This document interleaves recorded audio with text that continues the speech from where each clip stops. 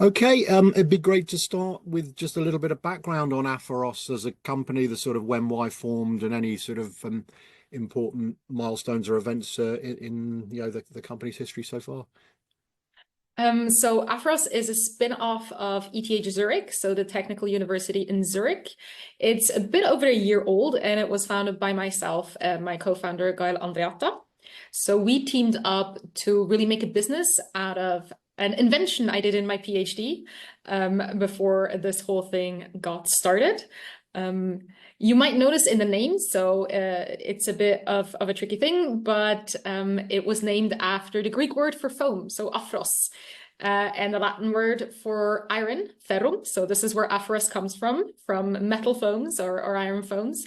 So also a bit of my background as a bit of a nerd in ancient languages.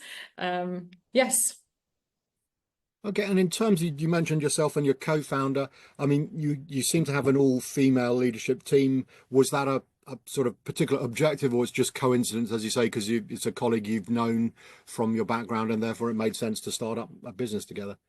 So it's complete coincidence, but Guy and I did not know each other before we really embarked on the startup journey. So we were introduced by a mutual friend.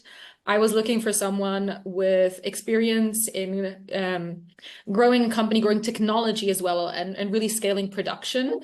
And so we were introduced by a mutual friend. So she had a background in R&D, has worked in startup previously, and was after her MBA looking for a new challenge. We hit it off. We have the same vision, we have the same core values, and it took 3 meetings, and we were like, okay, how are we going to do this? Excellent. And you've got to the stage now, as I understand it, where you've fairly recently received some, I guess technically, is it pre-seed fund? So is it the very first sort of funding investing you received? Just tell us a bit of the background to that. So it's the first institutional money we've received. So of course, as any startup, we first went after non-dilutive funding, as it's called. So grants and money from the government.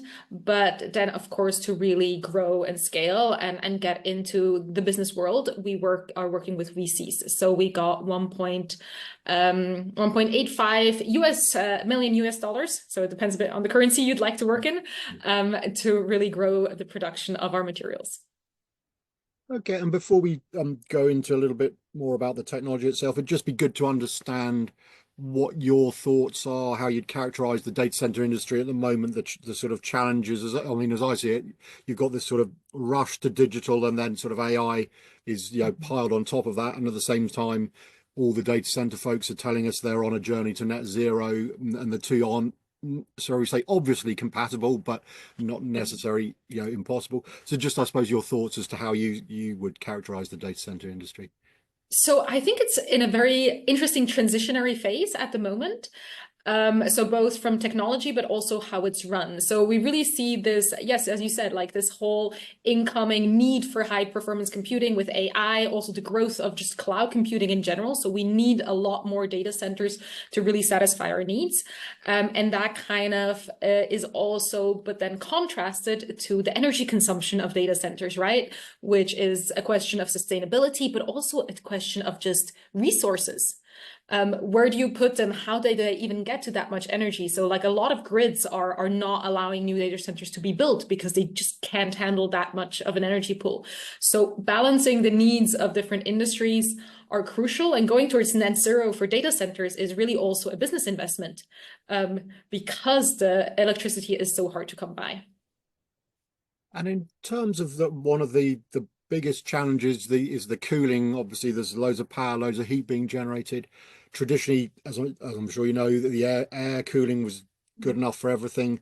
Liquid cooling is gradually gaining traction, and some folks say that's where we're all headed, and others say we'll sort of meet somewhere in the middle, so there kind of be a hybrid cooling environment. Again, just your thoughts as to how you see that sort of scenario playing out. So what I think is there will be a bit of a diversification depending on what the data center is actually doing.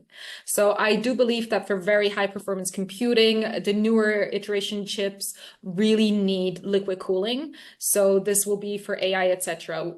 For your let's say, everyday needs as a user when you're uploading your pictures or watching your YouTube videos, then it's not necessarily possible. There's still a lot being done on evolving air-based systems or combining a little bit of liquid right in the rack and then having the overall cooling be air-based still. So I think we're moving towards a more diverse and hybrid solution overall in the space.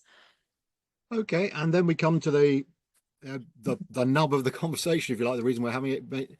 And you, I think you said it was a PhD project, if you like, but you've developed this metal foam technology to help with the cooling challenge, and it'd be great to understand what you can share as to sort of what it is, where it fits, etc. Yeah, it'd be good to understand.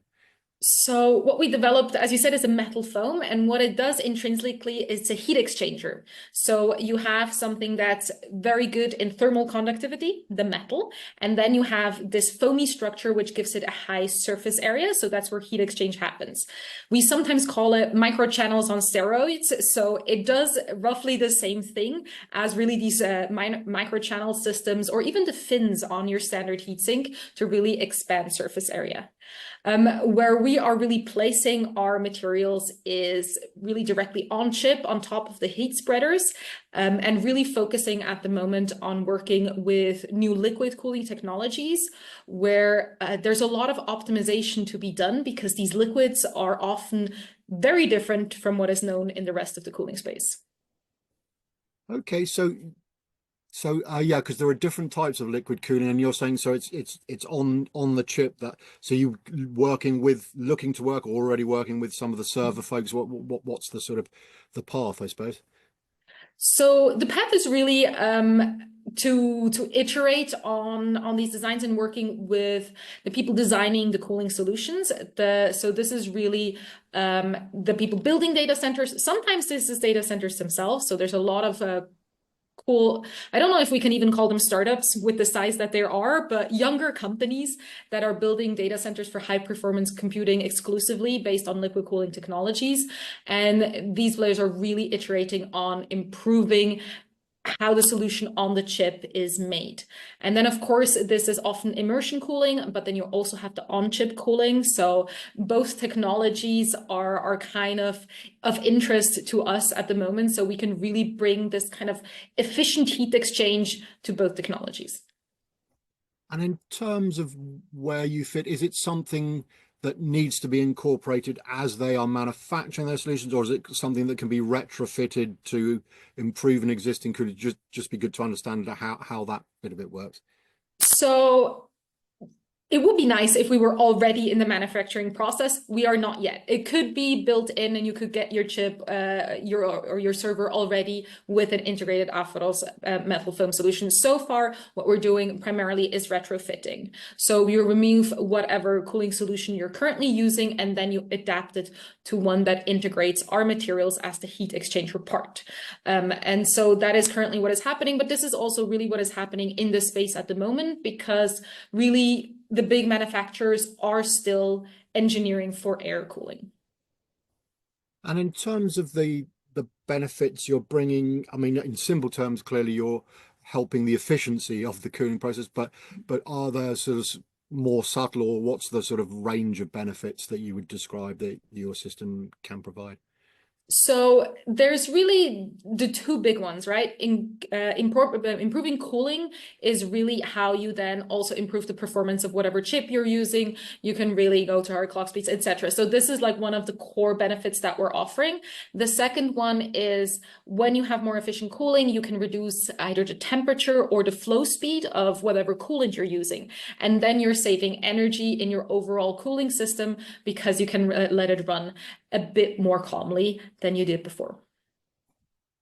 Okay, and in terms of the roadmap, as you say, you're currently talking to folks. I mean, are you hoping to engage with, if you like, the whole supply chain from whether it's the chip manufacturers or at least the server folks? And then, I think you say, you're already talking to the newer generation, shall we say, of data center owner operators who are perhaps more, I don't know if enlightened's the right word, more open to sort of innovation.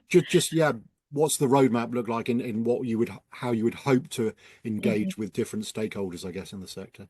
So I think at the moment we really try to engage with a whole bunch of different stakeholders. It's very important to have an overview over what's happening, what the bottlenecks are at the moment, the pain points, and also what's coming, next generation chips. And so this is like a really important aspect of what we're doing.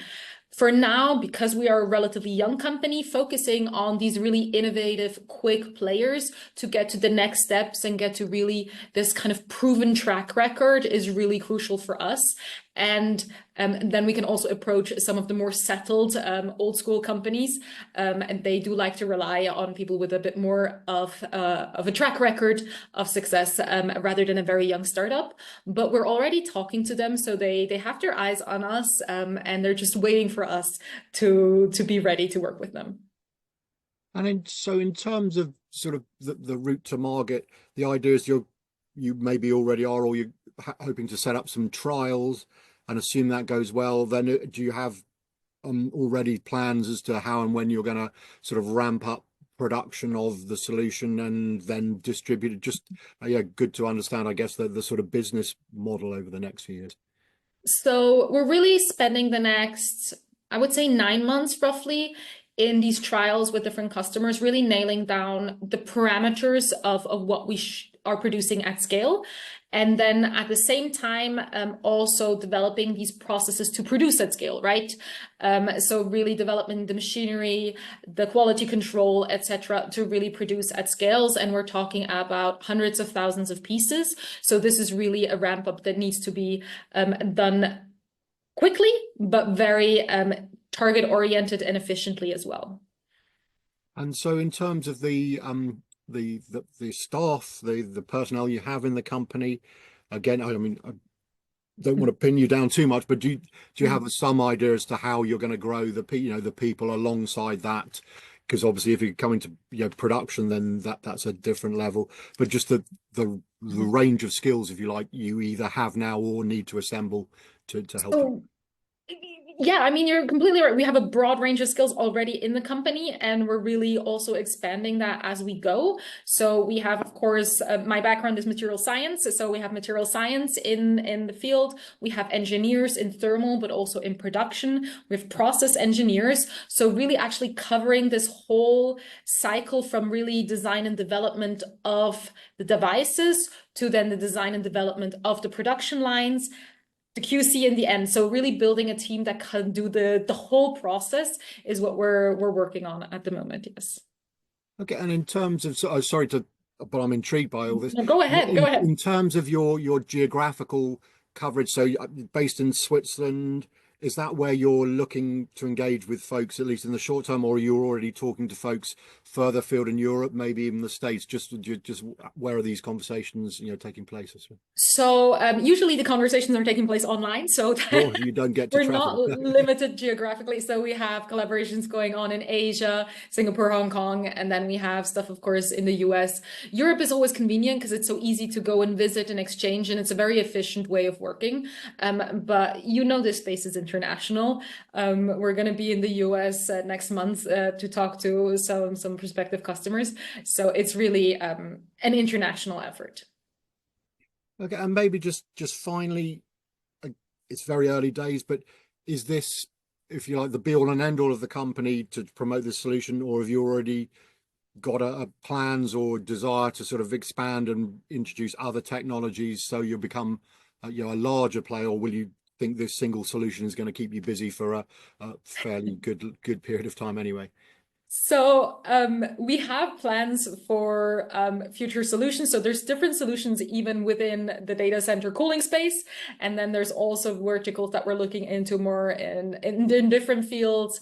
In electrolysis, for instance, is an application, but we're going step by step and really delivering quality for each solution rather than diversify. So this is really our main focus at the moment, is really these high performance heat exchangers for on-chip cooling in the liquid cooling space. So this is really the focus. Okay, and maybe just finally, and it might be unfair to us, but if we were to have a conversation, which I hope we would in, I don't know, 9 or 12 months time, what would you hope, how much progress would you have hoped to have made within that period? So what I would like to have in hand a couple of devices to show you so you can really see how they look. Devices that have been tested with customers that are already, you know, established as the optimal design for the first batch. Maybe still we're on producing them in actual amounts, so we might still be ramping production, but having the device ready to show you, that's really our goal for that time frame. Okay, it's been great to chat, and it's always good to come across some, innovations in this space, because I say there's some traditional stuff and some more innovative stuff, which is where you're at. So lovely to chat, and thanks for your time, Julia. Thank you. Thank you so much, Phil. Bye bye. Yeah, it was